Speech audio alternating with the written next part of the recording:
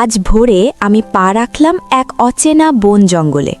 চারদিকে হালকা কুয়াশা, ভেজা পাতার গন্ধ আর পাখির মিষ্টি ডাক। মনে হচ্ছিল প্রকৃতি নিজেই আমাকে স্বাগত জানাচ্ছে। শহরের কোলাহল পেছনে ফেলে এখানে দাঁড়িয়ে বুঝলাম আসল শান্তি কংক্রিটের দেয়ালে নয়, খোলা আকাশের নিচে লুকিয়ে থাকে। পিঠে ব্যাকপ্যাক, সামনে সরু একটি পথ। সূর্যের আলো গাছের ফাঁক দিয়ে নরম সোনালি রেখা হয়ে মাটিতে পড়ছে। প্রতিটি পদক্ষেপে শুকনো পাতার মচমচ শব্দ, কানে লাগে এক অদ্ভুত প্রশান্তি। মাঝে মাঝে ছোট্ট ঝর্ণার কলকল ধ্বনি শুনে থেমে যাই, হাতে ঠান্ডা পানি ছুঁয়ে দেখি, স্বচ্ছ, নির্মল, জীবন্ত। আরও গভীরে এগোতেই বন হয়ে উঠল আরও ঘন। উঁচু গাছগুলো যেন নীরব প্রহরী, শত বছরের গল্প বুকে নিয়ে দাঁড়িয়ে আছে। বাতাসে পাতার মৃদু দোল, দূরে অচেনা পাখির ডাক, সব মিলিয়ে এক রহস্যময় অনুভূতি।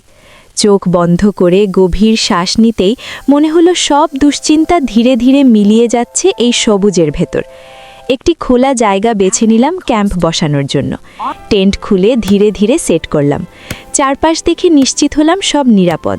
তারপর শুকনো কাঠ জোগাড় করে আগুন জ্বালালাম। প্রথম স্ফুলিঙ্গ জ্বলে উঠতেই অন্ধকারের মধ্যে উষ্ণ এক আলো ছড়িয়ে পড়ল। ক্যাম্পফায়ারের পাশে বসে রান্না করতে করতে আকাশের রং বদলাতে দেখলাম, নীল থেকে কমলা, তারপর গাঢ় বেগুনি। আগুনের শব্দ, ফুটতে থাকা পানির বুদবুদ আর বনভূমির নীরবতা সব একসাথে মিশে এক জাদুময় মুহূর্ত তৈরি করল। রাত নামলে আকাশ ভরে গেল অসংখ্য তারায়। জোনাকির ঝিলিক আর আগুনের মৃদু আলোয় বনটা যেন স্বপ্নের মতো লাগছিল। টেন্টের সামনে বসে চুপচাপ সেই দৃশ্য উপভোগ করলাম। মনে হলো জীবনের সবচেয়ে সুন্দর মুহূর্তগুলো খুব সাধারণ, কিন্তু গভীরভাবে অনুভব করা যায়। ভোরের পাখির ডাক আর ঠান্ডা বাতাসে ঘুম ভাঙল।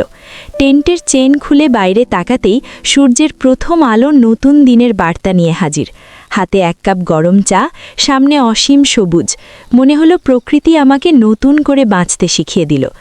আজকের এই বন জঙ্গলের ক্যাম্পিং ছিল শুধু একটি ভ্রমণ নয়, ছিল নিজের ভেতরের নীরবতাকে খুঁজে পাওয়ার এক যাত্রা।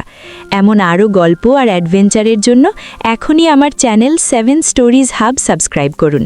নতুন ভিডিওর নোটিফিকেশন পেতে বেল আইকনটি অবশ্যই চাপুন। আবার দেখা হবে আরেকটি গল্পে।